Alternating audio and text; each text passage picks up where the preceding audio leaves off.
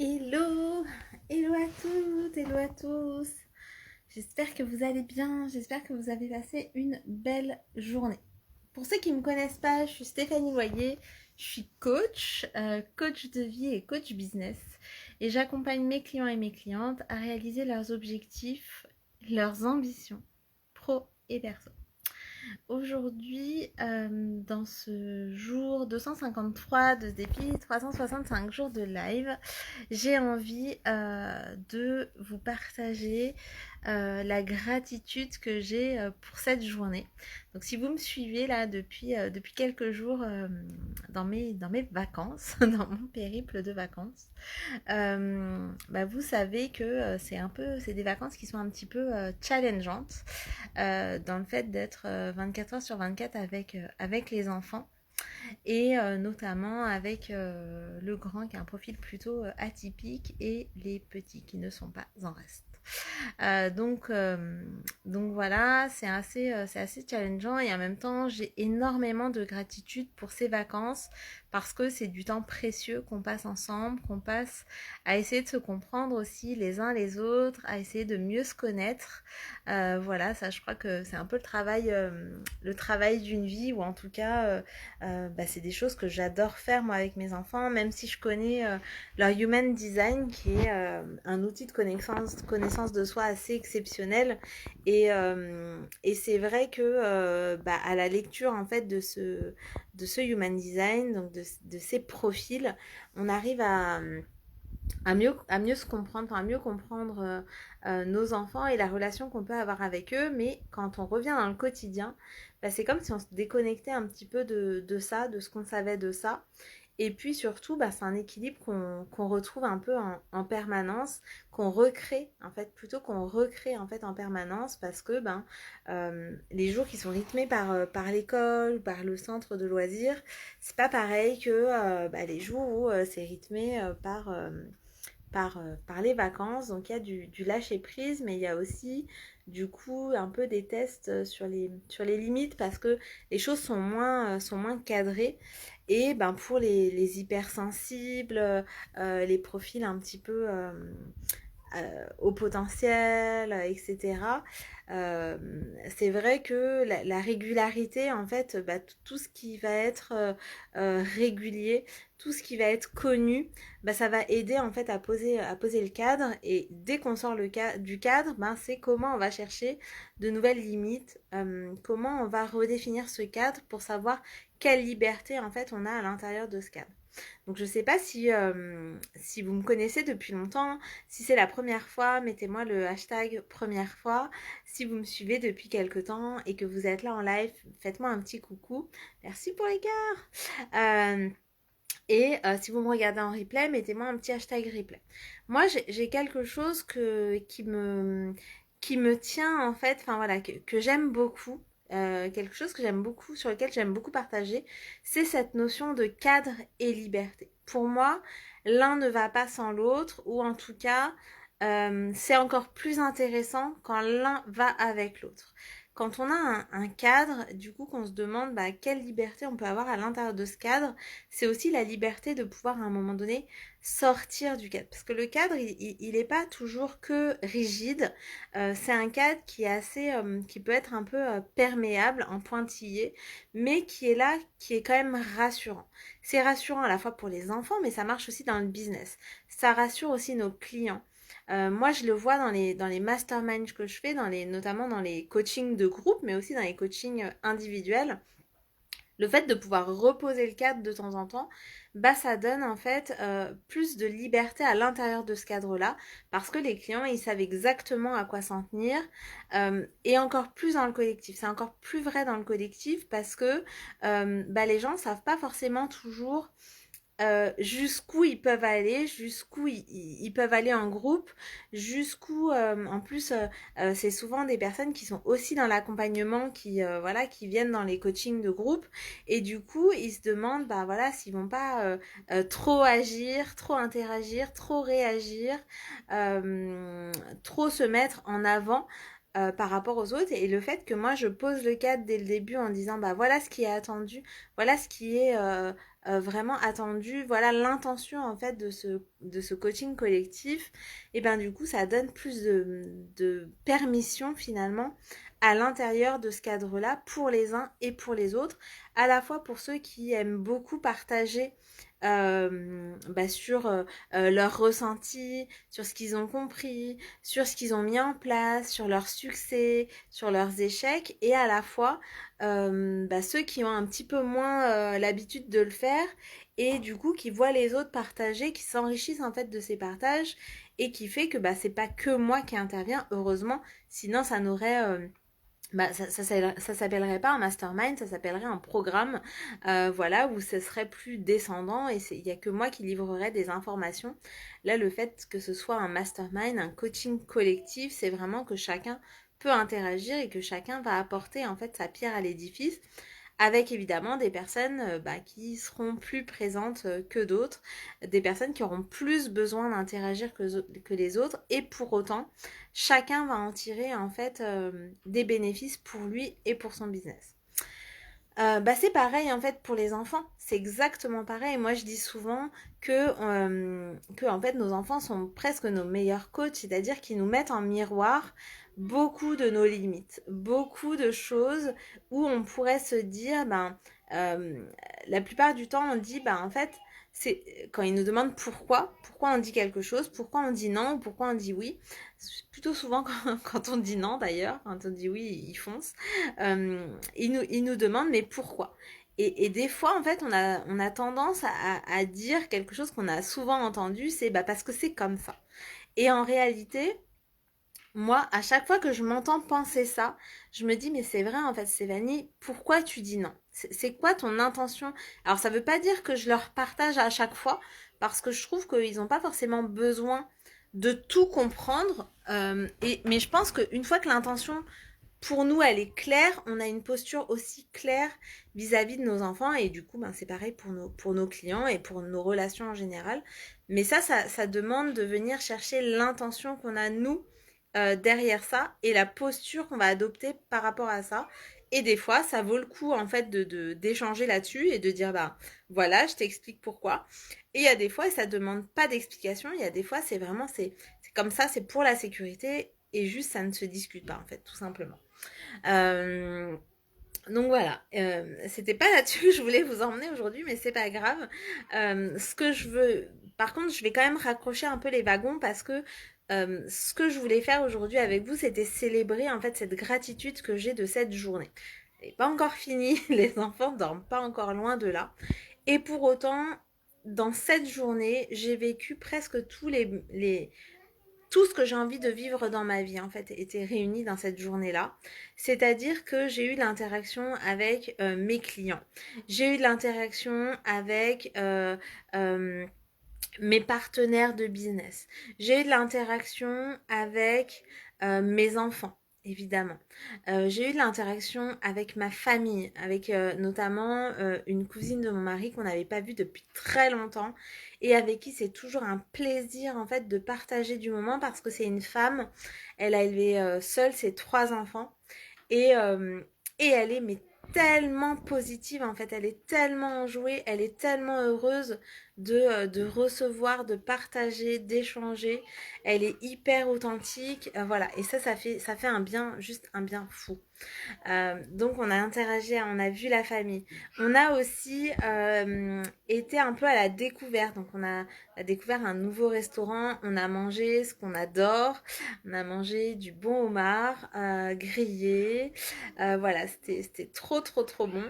Euh, on a partagé des super moments avec les enfants. Même s'il y a eu des moments un peu plus challengeants où, ouais, au restaurant, ils jouaient sous la table. Enfin, voilà, ils se chamaillaient un peu. On a eu beau leur donner des choses pour qu'ils s'occupent. Bon, voilà, c'était un peu entre deux. Mais on a réussi quand même à avoir en fait ce lien tout au long de la journée. Et après, on est allé au bord de l'océan. Voilà, si vous me suivez depuis quelques temps, vous savez à quel point l'océan, en fait, c'est quelque chose de très important pour moi. Et au-delà de me baigner ou le fait d'attendre qu'il fasse super beau pour y aller, là, c'était, voilà, c'est la fin de journée, il était 5h30 déjà. Et ben qu'est-ce qu'on va faire? On n'est pas loin de la plage. Hop, on y va en fait. Même si on se baigne pas, même si on met un pull, on va jouer en fait dans le sable avec les enfants. Esteban a quand même voulu se baigner, donc avec Christophe ils se sont baignés. Et c'était juste magique en fait. C'était juste magique, encore une fois, avec des moments qui étaient pas cool parce que Eva, elle a voulu aller faire pipi. J'étais toute seule avec Eva et Lucas. Lucas ne voulait pas. Donc il s'est mis à hurler sur la plage. Et en même temps, bah, je pouvais pas le laisser tout seul sur la serviette et moi emmener Eva aux toilettes. Donc je l'ai pris sous le bras. Il était en train de hurler. Tous les yeux qui me regardaient. Alors entre eux, certains qui disaient oh, ma pauvre. D'autres qui disaient mais c'est quoi cette maman, d'autres qui disaient mais qu'est-ce qu'il a ce pauvre enfant, enfin voilà, tous les regards possibles et imaginables. Et en même temps, ben voilà, on était super heureux d'être sur la plage, de pouvoir profiter en fait de ce moment. En plus, c'était un nouvel endroit, donc on était dans la découverte. Moi, voilà, je suis une femme qui adore découvrir des nouvelles choses, mais pas à travers les livres. J'aime beaucoup lire, mais c'est pas ça qui m'anime le plus. Moi, c'est plutôt ces expériences en fait. C'est comment je ressens avec mes cinq sens. Voilà, moi, je suis une personne qui a vraiment besoin de ressentir avec ses cinq sens. Déjà avec la vue, cette vue de l'océan, les vagues, cet horizon en fait qui se perd entre l'eau et le ciel. Voilà, ça pour moi c'est quelque chose déjà de magique. En plus il y avait de la musique, il y avait une fête derrière, enfin une soirée concert, donc il y avait une femme qui chantait, c'était juste magique de sentir le sable sous mes doigts. Et bien évidemment l'odeur aussi de la mer que j'adore, voilà. Et puis ce petit goût de sel. Voilà, ben, tout ça pour dire que j'ai vraiment besoin de sentir. Merci de sentir et de ressentir en fait tout ce que je vis à travers des expériences, à travers mes cinq sens. Et voilà, et ça c'est aussi ce qu'on a vécu aujourd'hui. Donc, euh, donc oui, il y a eu encore des moments challengeants et il y en aura encore sur la suite des vacances avec les enfants, c'est sûr. Mais je suis pleine de gratitude par rapport à cette journée. Et je voudrais marquer le coup parce que c'est vrai que depuis le début des vacances, c'est plutôt très challengeant. C'est plutôt très challengeant de remettre un cadre, même si on est en vacances et même si évidemment il y a du lâcher prise. Je sens quand même que les enfants, ils ont vraiment besoin d'un cadre qui soit assez clair. Même si d'un jour à l'autre, ça peut fluctuer un petit peu, c'est vraiment ça qui les rassure. En tout cas, Esteban notamment, il a vraiment besoin d'un cadre qui le rassure. Même s'il n'est pas content finalement de ça, je sens qu'il en a vraiment besoin. Et du coup, c'est pour ça que je voudrais vraiment encore plus souligner cette belle journée où j'ai eu un échantillon de tout ce que j'ai envie de vivre tous les jours. D'être au bord de l'océan, de pouvoir y aller tous les jours. De pouvoir voir ma famille quand je veux et de passer du bon temps avec ma famille, avec mes enfants, avec mon mari et aussi avec ma famille élargie. De pouvoir interagir avec mes clients, de pouvoir interagir avec mes collègues dans le business. De pouvoir avoir des temps pour moi où aussi je me forme, enfin là c'était pas je me forme, c'était plutôt j'ai revu en fait des programmes euh, que j'avais suivis il y a 2 ans maintenant. Euh, et c'est quelque chose que je fais rarement finalement. Je sais pas si vous êtes comme ça. Moi, je sais que Christophe, en l'occurrence, il est plutôt à revoir plusieurs fois le même film, à repasser en boucle des scènes de films et des choses comme ça. Moi, c'est vrai que quand j'ai vu une fois, hop, je passe à autre chose. Et là, j'ai eu envie de revoir certains programmes que j'avais fait avec des coachs parce que bah, y a plusieurs niveaux de compréhension aussi. Donc si vous êtes client notamment de mon activateur de confiance, donc ça c'est vraiment un programme 100% en ligne que j'ai fait il y a 1 an maintenant, un petit peu plus d'1 an, n'hésitez pas à le revoir. Je vous mettrai le lien sous la vidéo si c'est quelque chose que vous connaissez pas, tout simplement, et que vous voulez vous l'offrir, n'hésitez pas. C'est vraiment un outil hyper puissant pour remonter en fait sa confiance en soi. Mais si vous l'avez déjà fait, n'hésitez pas à le refaire, à le réécouter, parce que quand on réécoute des programmes, quand on revoit certains livres, certains films, on le revoit avec un œil neuf, avec cette évolution qu'on a déjà, et du coup on va intégrer des choses aussi à un autre niveau qu'on pensait pas finalement avoir. C'est comme moi finalement quand je vais euh, à l'océan avec mes enfants et que c'est pas forcément le jour où on avait décidé d'y aller et que ben on y va quand même parce que voilà on se sent porté par ça. Euh, j'ai beau y être allée il y a 2 jours, l'idée c'est vraiment déjà c'était pas la même plage et en plus ça m'apporte quelque chose de nouveau. Ça vient ancrer encore plus que j'avais un petit peu cette croyance que peut-être si j'habitais au bord de l'océan, j'allais me lasser en fait. Et là, le fait d'y aller et que ce soit récurrent, je me dis mais en fait, il y a tellement de choses, il y a tellement d'aspects. Et c'est aussi pour ça que j'aime l'océan, c'est parce que c'est pas linéaire en fait. Ouais, il y a des vagues, il y a du vent, il y a des embruns, il y a des paysages qui sont complètement différents, que ce soit en plein soleil, que ce soit plutôt au coucher de soleil ou que ce soit même avec des orages, c'est des choses qui sont complètement différentes et du coup j'arrive à le percevoir en fait vraiment différemment. C'est pareil avec les programmes, c'est des choses qu'on intègre d'abord avec le mental, dire ah bah oui ça je comprends, mais en fait si on s'arrête là, finalement on n'intègre pas ces programmes-là et du coup on n'est pas dans la transformation.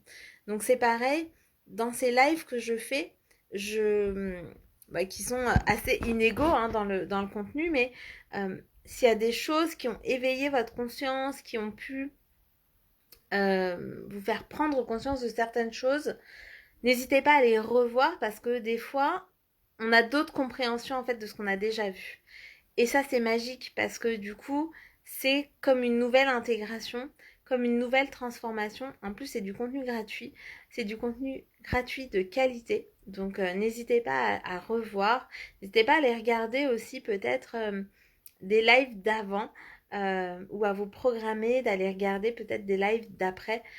Parce que si vous êtes sur ce live, c'est pas par hasard. Il n'y a pas de hasard. Je ne crois pas au hasard. Et d'ailleurs, moi, les programmes de mes coachs, de mes mentors, je ne les prends pas forcément tous. Je prends ceux qui, moi, m'intéressent, ceux qui, moi, m'interpellent. Et des fois, je tombe sur des lives qu'elles font ou qu'ils font. Et des fois, je les écoute pas. Parce que voilà, parce que mon temps, il est précieux aussi. Et parfois, il y a quelque chose qui va juste m'interpeller. Et c'est exactement ce que j'avais envie, besoin d'entendre à ce moment-là. Donc n'hésitez pas, vous, à réécouter aussi ces choses-là. Euh, voilà. Donc je vous laisse avec ça ce soir. C'était un live assez riche, finalement, avec beaucoup de choses. Donc cadre et liberté. Gratitude pour cette journée. Le fait, moi, de pouvoir vivre les choses avec mes 5 sens, c'est super important pour moi et de pouvoir revivre en fait des choses en essayant de les intégrer à des niveaux différents de conscience. D'abord par le mental et après, ou d'abord dans le corps, ça dépend. Mais c'est vraiment comment on peut les intégrer dans les différents corps que l'on a. Euh, je connais 5 corps, donc c'est notre corps mental, notre corps physique, notre corps énergétique, notre corps émotionnel avant énergétique et notre corps spirituel. Donc c'est vraiment pour pouvoir l'intégrer dans les 5 corps là, les 5 sens, les 5 corps, c'est facile à retenir. C'est comme les 5 éléments, hein, l'eau, le feu, l'air, la terre et l'éther. L'éther c'est un petit peu, c'est le vide, voilà. Et donc il y a vraiment un truc autour de ce numéro 5. Je vous laisse avec ça ce soir. Passez une très très belle nuit, une très très belle soirée. Je vous retrouve demain pour le live 254 de ce défi 365 jours de live. En attendant, prenez bien soin de vous. Je vous embrasse très très fort et je vous dis à demain.